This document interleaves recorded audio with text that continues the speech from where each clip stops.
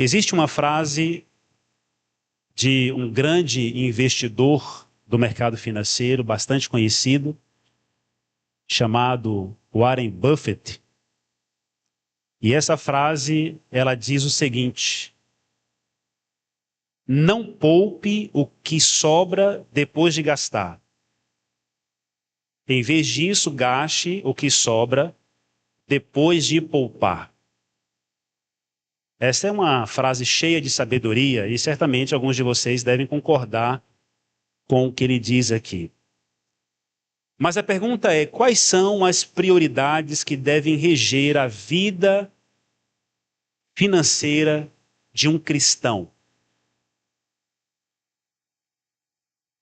Nós vamos ler novamente o texto que nós lemos ontem de Mateus capítulo 6, verso 33, que diz o seguinte: busquem em primeiro lugar o reino de Deus e a sua justiça, e todas estas coisas lhe serão acrescentadas.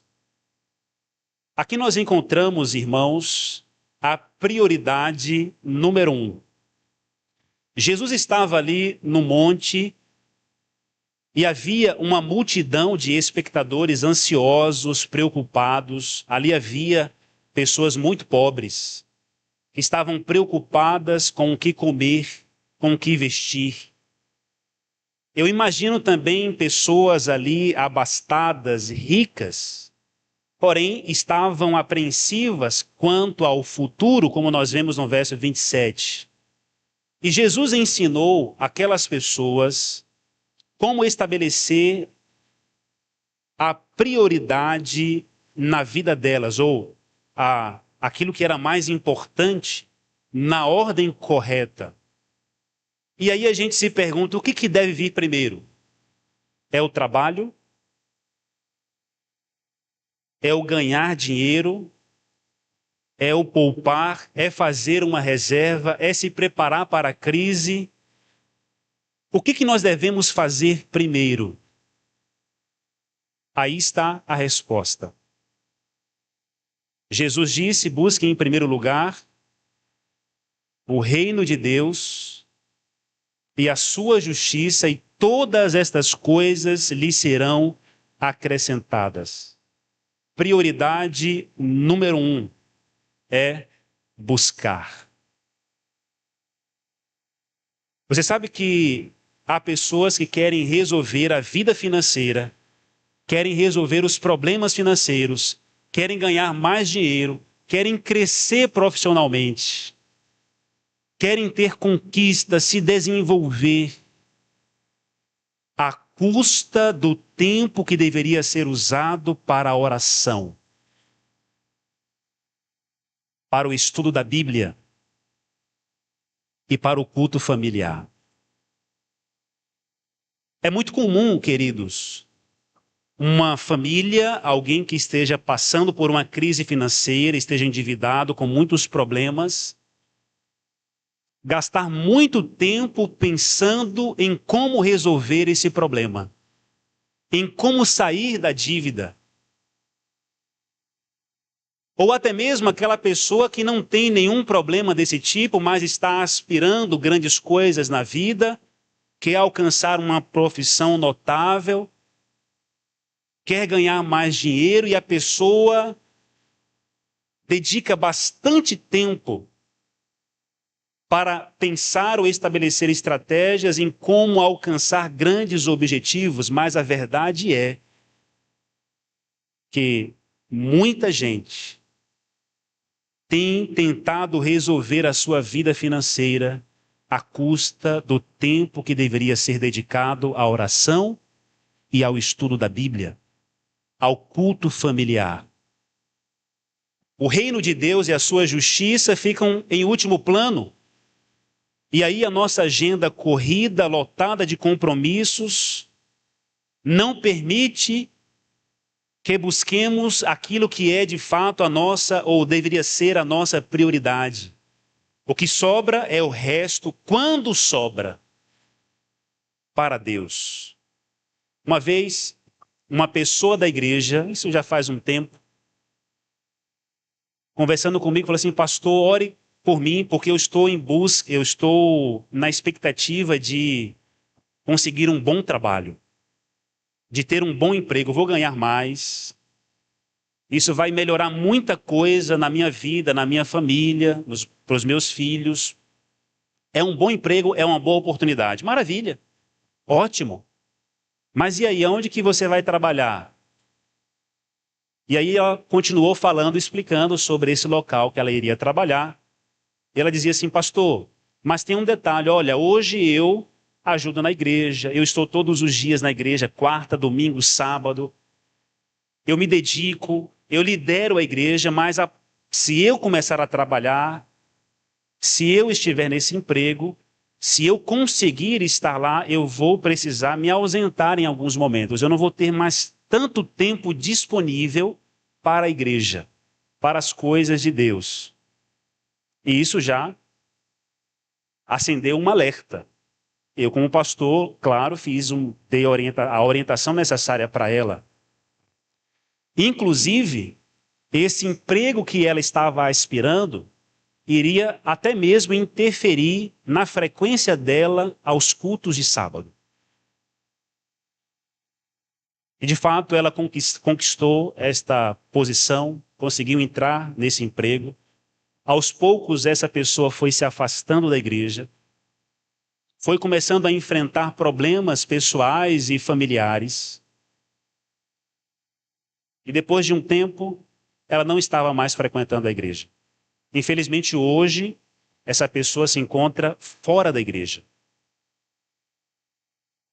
Uma pessoa que era extremamente dedicada à igreja. Era uma força para a igreja. Estava envolvida em todos os programas da igreja. Liderava a igreja. Fazia evangelismos. Infelizmente, hoje, essa pessoa se encontra fora da igreja. Queridos irmãos, devemos sim nos empenhar no sentido de estudar, de trabalhar, de buscar o crescimento pessoal, de buscar conquistar grandes objetivos, porém precisamos reconhecer que se o Senhor não edificar a casa, em vão trabalham os que edificam. Antes de nos preocupar em pôr o alimento sobre a mesa, antes de nos preocupar em ter um emprego melhor, em ter um salário melhor, em conquistar uma posição social de destaque na comunidade, na sociedade, nós precisamos nos atentar em estarmos abastecidos na palavra de Deus, conectados à palavra de Deus, conectados a Cristo diariamente. É como um trem que tem a sua locomotiva. A locomotiva vai à frente e os vagões vão atrás.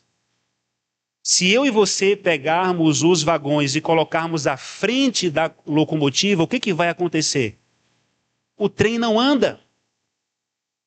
O reino de Deus é a locomotiva da nossa vida. Trabalho, família, sonhos, necessidades são os vagões. E se Deus vem primeiro, tudo segue no trilho. Jesus estabeleceu a prioridade. Busquem em primeiro lugar o reino de Deus e a sua justiça, e as demais coisas vos serão acrescentadas. Prioridade número 2, trabalhar. Em Provérbios capítulo 12, verso 11, diz o seguinte: quem trabalha com dedicação tem fartura de alimento. Por outro lado, quem corre atrás de fantasias não tem juízo. Você sabe que fantasia é uma obra da imaginação. Há pessoas, você deve conhecer, que vivem sonhando em ganhar na loteria. Talvez alguns de vocês já sonharam em ganhar na loteria antes de estarem na igreja. Se você for na lotérica para pagar uma conta, é comum você encontrar pessoas fazendo uma fezinha, não é assim? E, gente, Eu fico admirado em ver, e é muito comum, em ver pessoas idosas. E geralmente essas pessoas idosas que vão lá fazer uma fezinha, elas já jogam há muito tempo, desde a mocidade. E ainda assim, no fim da vida, estão sonhando em se tornarem milionárias da noite para o dia ou do dia para a noite. Isso é o que, queridos? É fantasia, a obra da imaginação. Quem corre atrás de fantasias não tem juízo.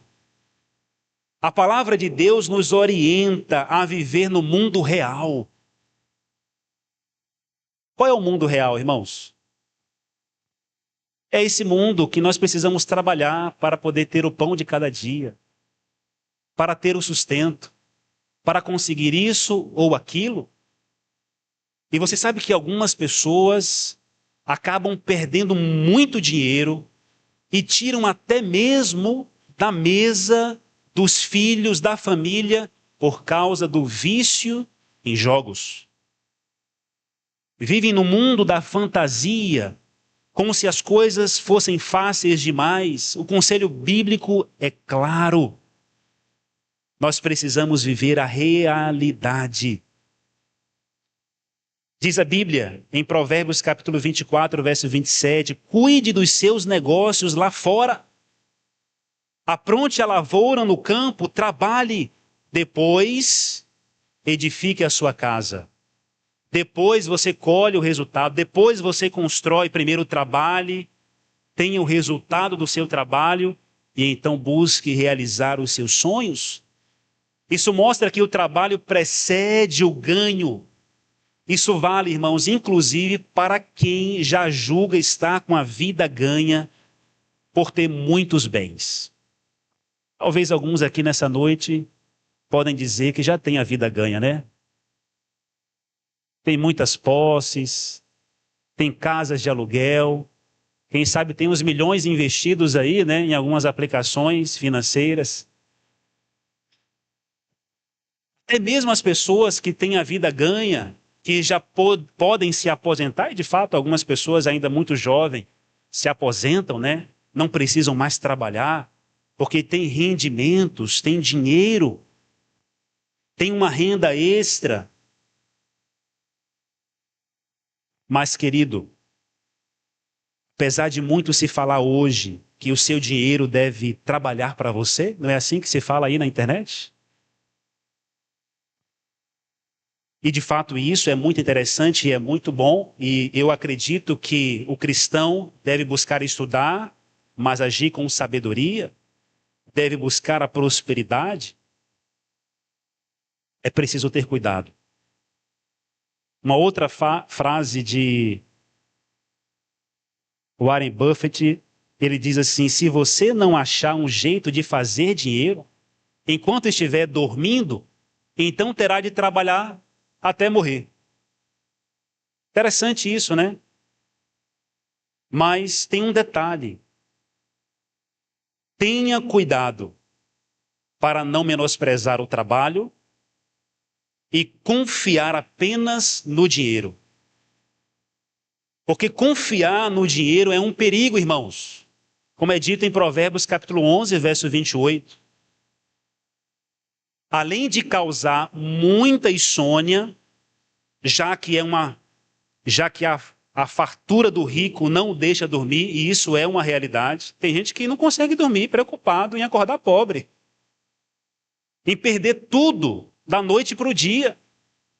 Eu estava vendo esses dias um cantor muito famoso, rico, falando sobre a sua vida financeira. E ele dizia assim: há 20 anos atrás, a maior parte dos meus bens, dos meus investimentos, estavam em imóveis, terrenos, em gado, em fazendas.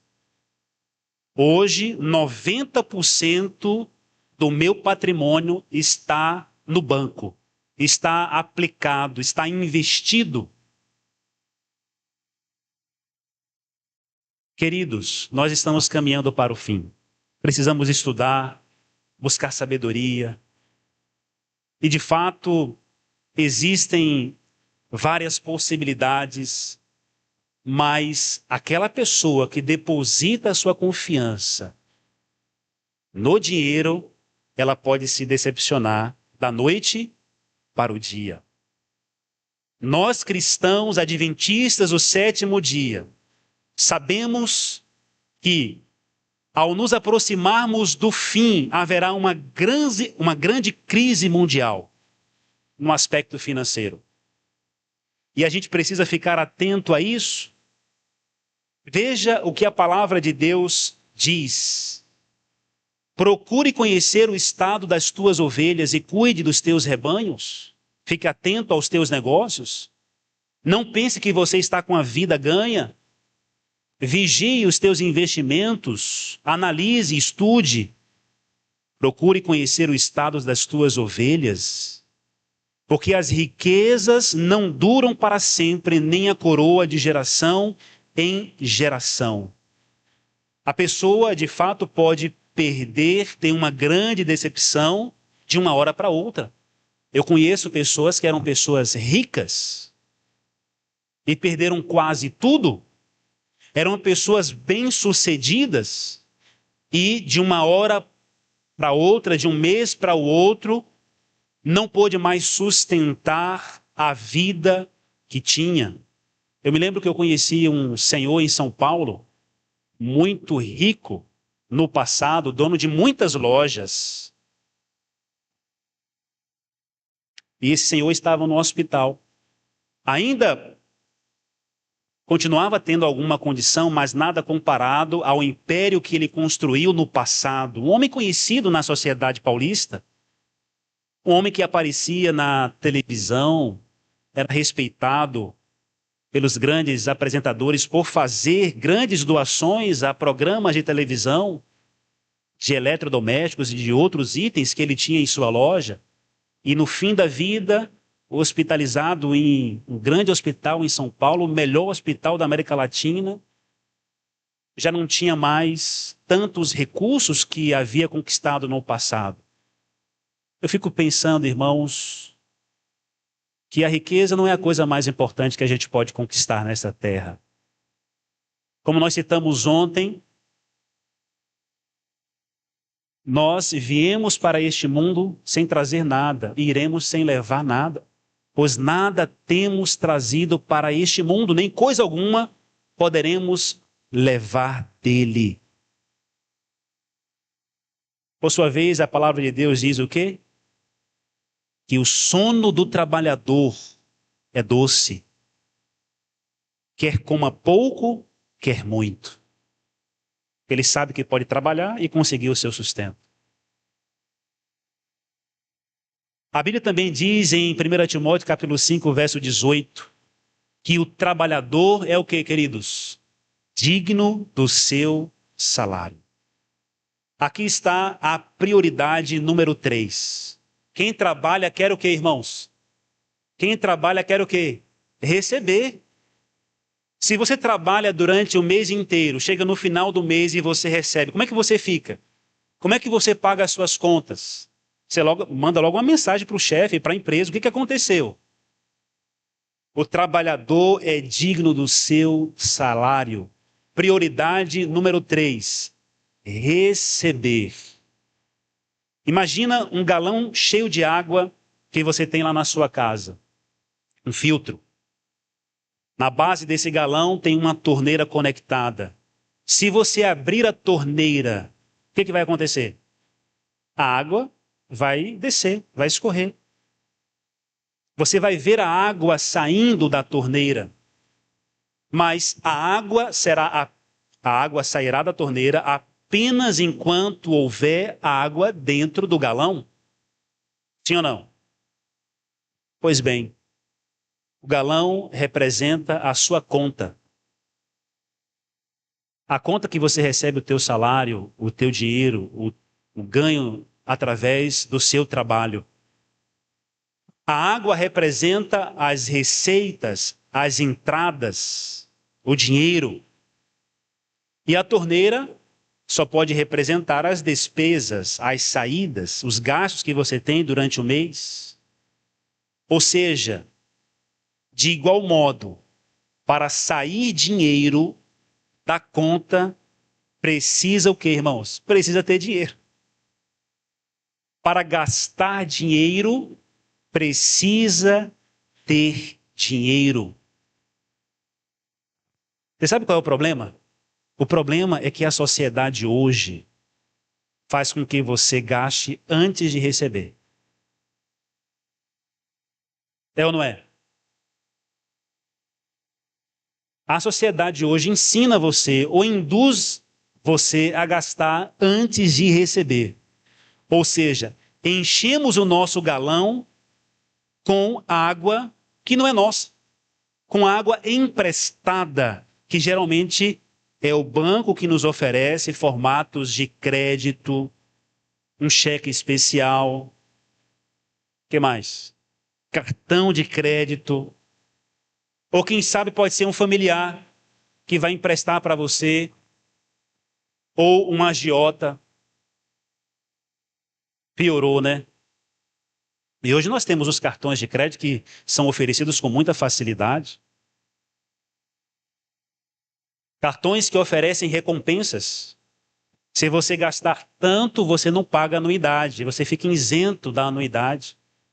Se você gastar tanto, você pode receber tantas milhas e você vai poder viajar para o mundo, passagens internacionais. Não é assim que se faz a propaganda por aí? Gente, a gente precisa tomar muito cuidado. Porque a sensação é que você está recebendo tudo de volta, mas você recebe muito pouco. E aí você vai buscando alcançar, não, é para gastar 4.000 por mês para ter a isenção, para receber as milhas, para receber a recompensa. Só gastei 2, não, a gente precisa gastar mais. E não é assim. Aí é onde muita gente entra em dívidas. Ficam endividadas por quê? Estão utilizando a água que não é sua, que é emprestada. A Bíblia mesmo orienta, não fiquem devendo nada a ninguém. Não que você não possa ter um cartão de crédito, comprar algo no crédito, ou quem sabe fazer uma compra parcelada, mas é preciso ter sabedoria, agir com sabedoria para que você não precise se endividar, se apertar, se enrolar, como dizem por aí. Então a prioridade número 3, receber e lidar com sabedoria com aquilo que você recebeu. Prioridade número 4, são 7. Honrar através daquilo que você recebeu.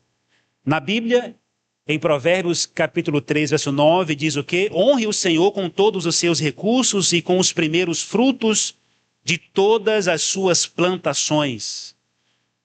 Repare que a Bíblia utiliza a expressão primeiros frutos, ou seja, assim que recebemos, não são as nossas necessidades pessoais, irmãos, que devem ser atendidas em primeiro momento. Antes devemos honrar ao Senhor, entregando a parte que Ele nos pede de volta na forma de dízimos e de ofertas.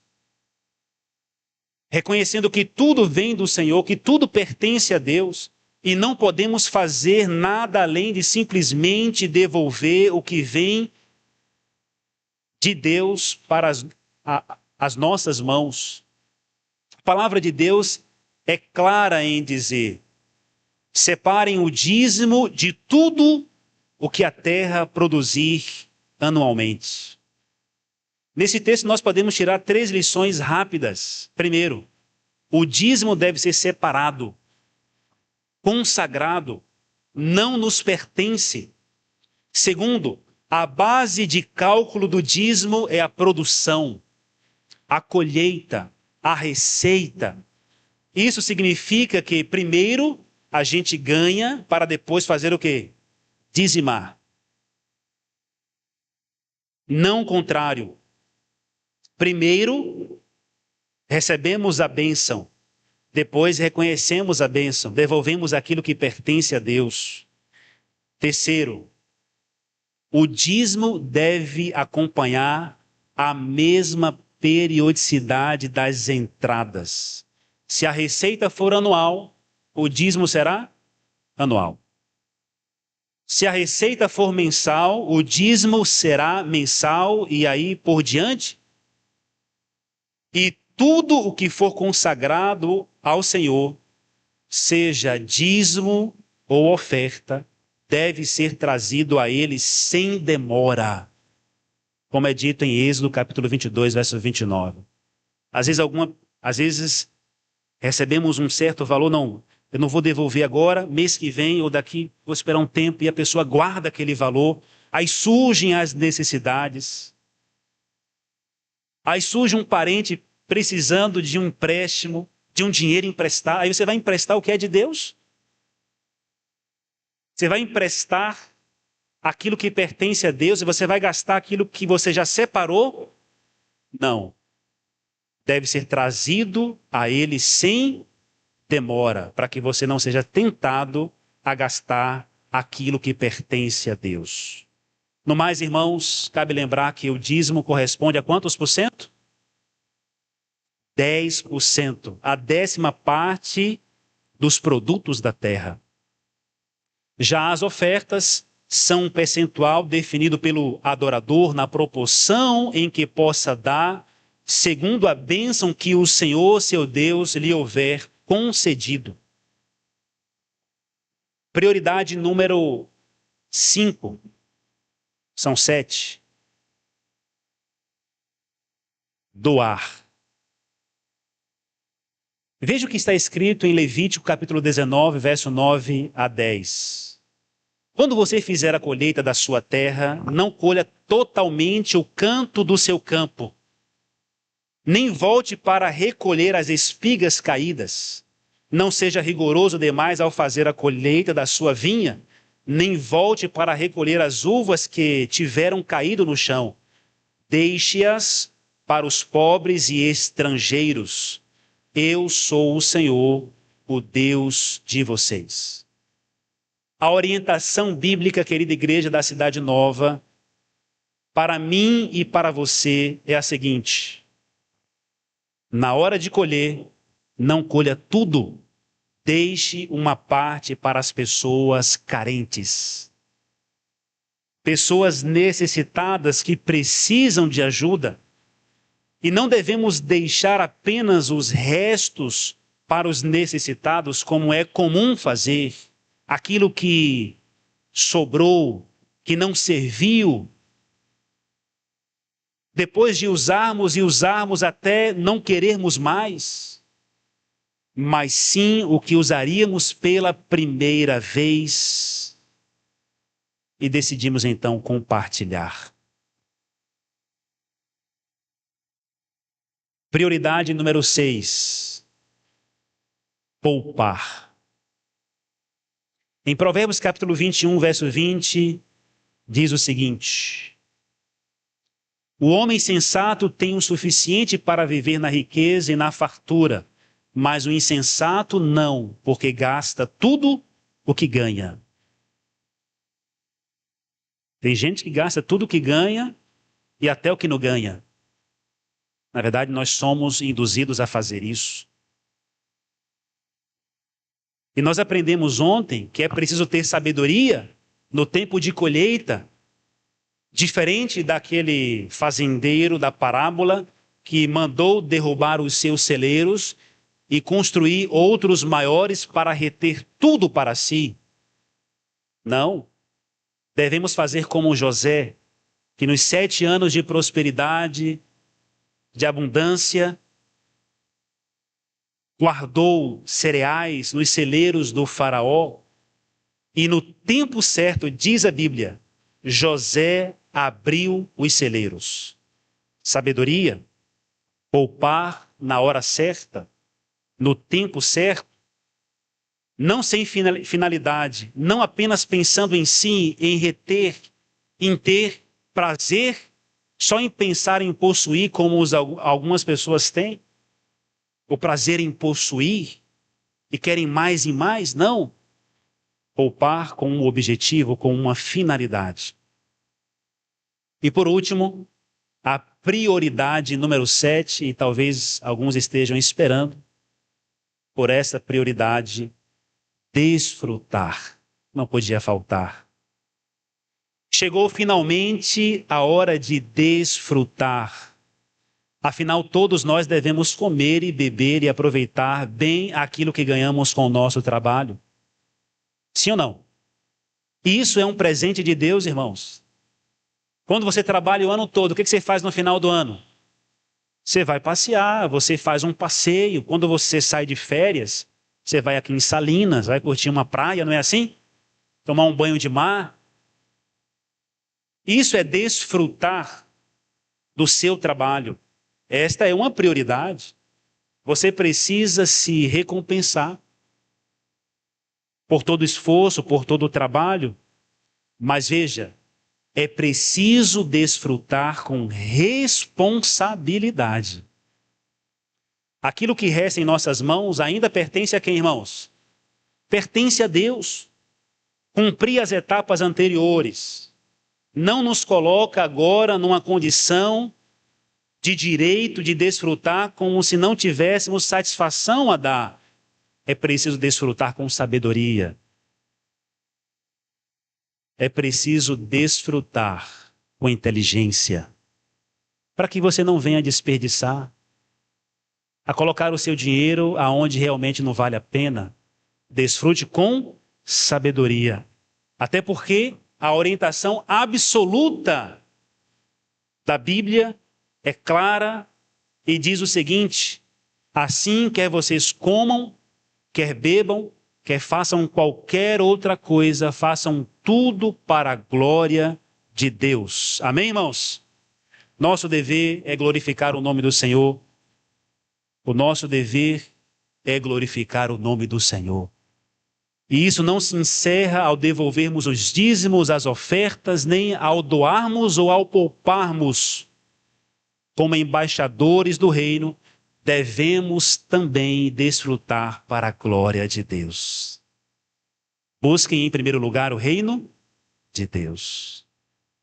Eu me lembro que eu conversava com um jovem aqui do distrito, que estava enfrentando uma certa dificuldade em relação ao trabalho.